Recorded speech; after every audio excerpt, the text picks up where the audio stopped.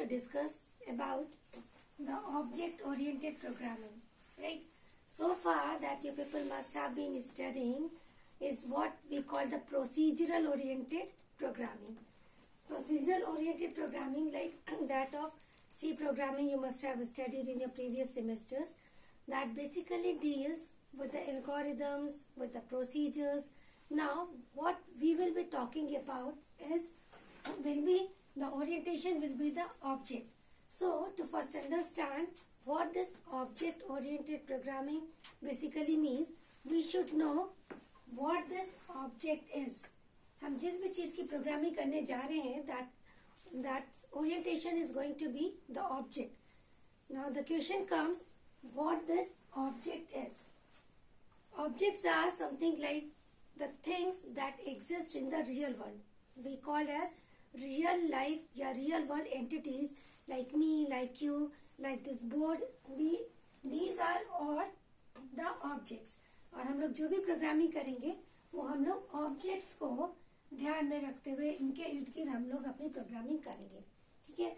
So before starting about the programming section, let us talk about some basic concepts of OOPs. कुछ आपको basic concept पता होने चाहिए. The first thing, जैसा कि आपको नाम ही बता रहे, the first concept that comes in an object oriented programming is the object itself. और जैसे मैंने आपको बताया, what is an object? An object is the real world entity. Now to understand this term object in a better way, let's talk about a class first. Class. This class is another concept, another basic concept of this object-oriented programming. If we talk in general terms, what does a class comprises of? A class comprises of a teacher, a class comprises of a student, a class comprises of a board, a marker, seats, desk. The things that are comprising and that are constituting a class is the object. That means the real world entities that constitute a class are the objects, and a class in itself is a unit that is binding in itself some. When we talk in terms of programming, जब हम लोग programming के terms में बात करेंगे, तो class basically comprises of certain variables that we will be calling as data members. Jin variables को अभी तक हम लोग प्रोसीजरल ओरिएंटेड प्रोग्रामिंग में पढ़ते आए हैं, वो वेरिएबल्स आपकी ऑब्जेक्ट ओरिएंटेड प्रोग्रामिंग में डेटा मेंबर्स की तरह ट्रीट होंगे. And the other thing that a class comprises of is the member functions. Member functions. So basically a class comprises of two things, the data members and the member functions. जो चीजें अभी तक हम लोग variables के term में पढ़ते आए हैं इन procedural programming, that we will be taking as data members. और वो डेटा क्या फंक्शन परफॉर्म कर रहा है, इन दोनों चीजों से मिल करके हमारी एक क्लास बनती है. So a class is a unit comprising of data members and its member functions, and together these two things is called encapsulation.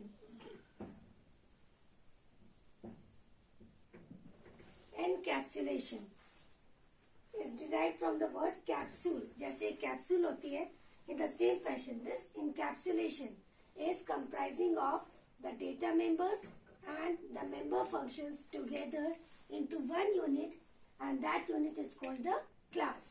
Like these things we will be talking in terms of programming as well, but it is necessary to understand these terms, these concepts of OOPs that we will be implementing into our programming section. So what after object and class?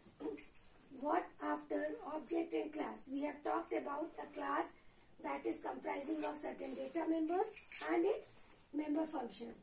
फिर आपका object हुआ, that are the real world entities around which we will be doing our programming thing. Next comes, or the next concept of OOPS is called data abstraction.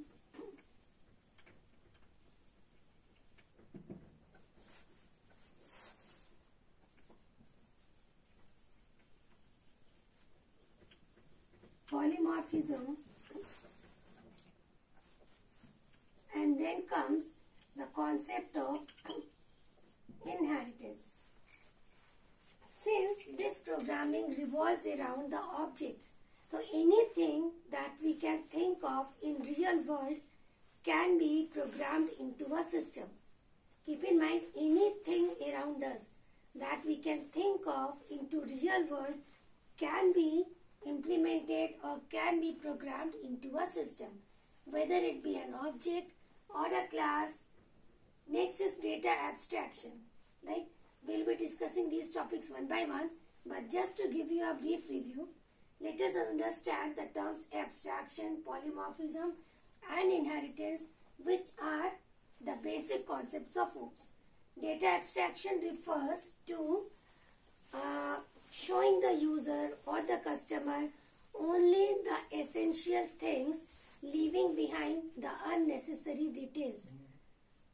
That means हमें user को या जिसको demand है, जो भी customer है, उसे केवल उतनी ही चीजें दिखाना जितनी उसकी जरूरत की है, leaving behind the unnecessary details. Suppose a person or a customer comes to you and asks for a certain software that he or she wants to provide with certain input and requires a desired output.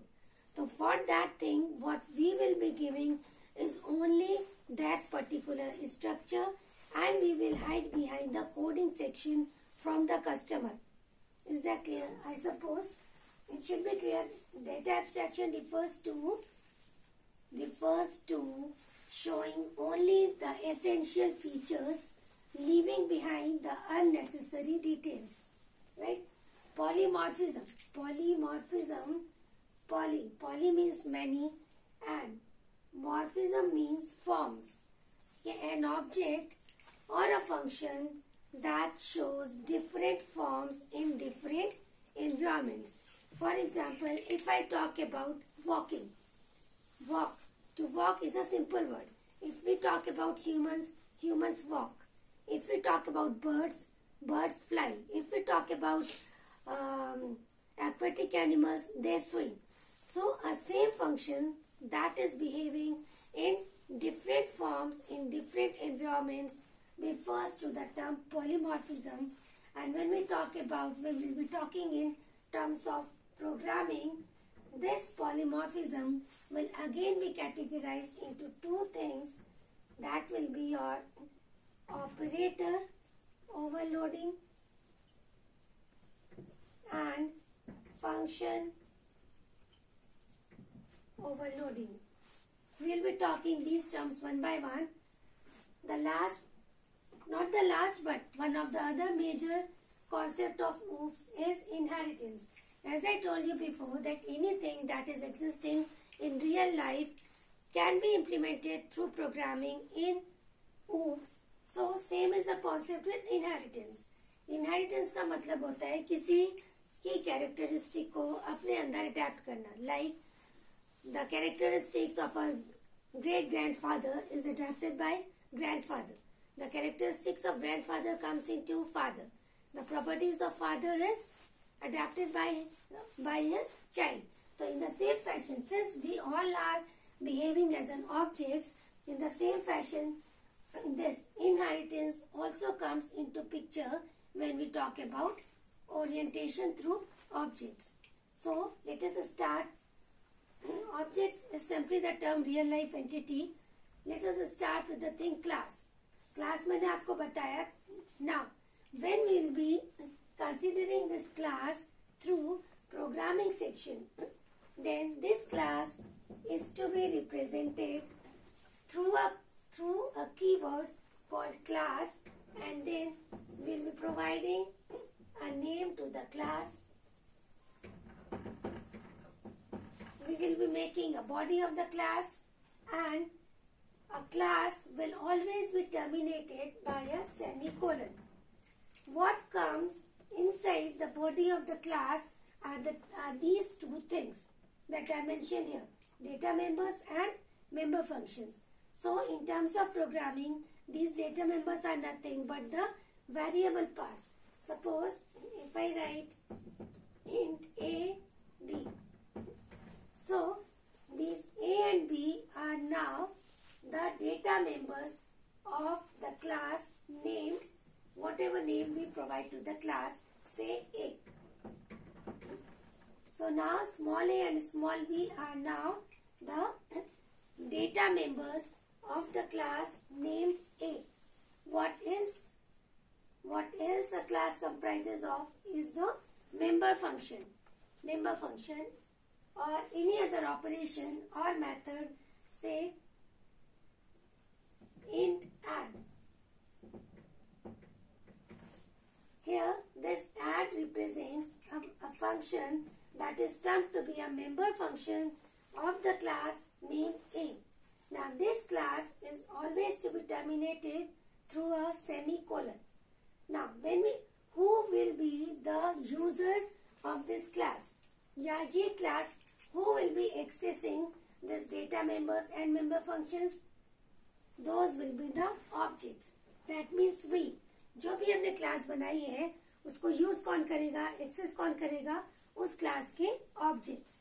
So now to create an object for the class, what we do is there are two ways of creating an object for the class.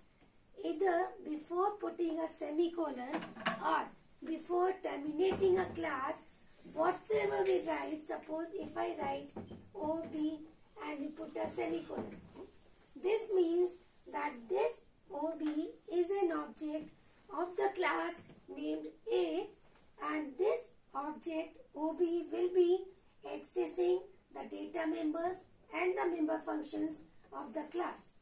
This is one of the way of creating an object. The other way of creating an object is after putting a semicolon, if we write the name of the class and then say OB1 and then we put a semicolon. This is also one of the way through which we can create an object in the C++ programming. Here A represents the name of the class and OB1 is the name of the object.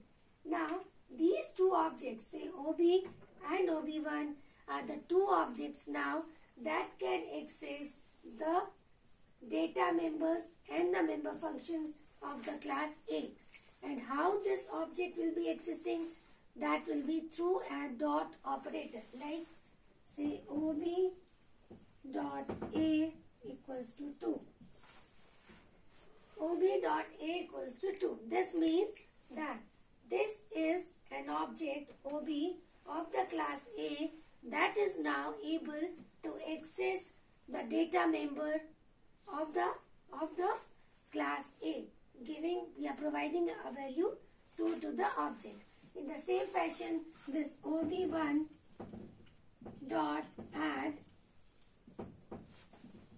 represents that this is an object that is accessing some member function of its class named A, and this is how this has to be defined.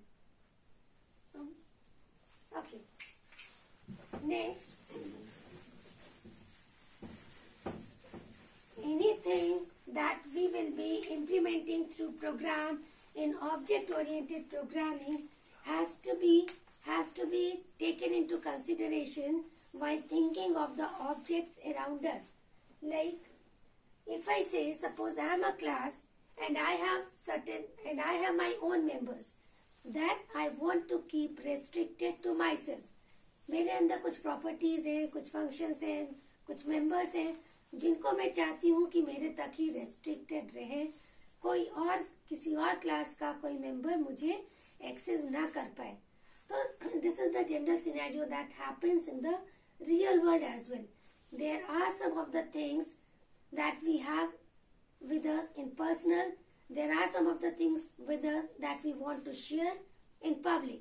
So in the same fashion, in this programming section also, this class may have certain variables, certain functions that this class may want to restrict to itself only, and there might be some members and functions that this class might to share with the public.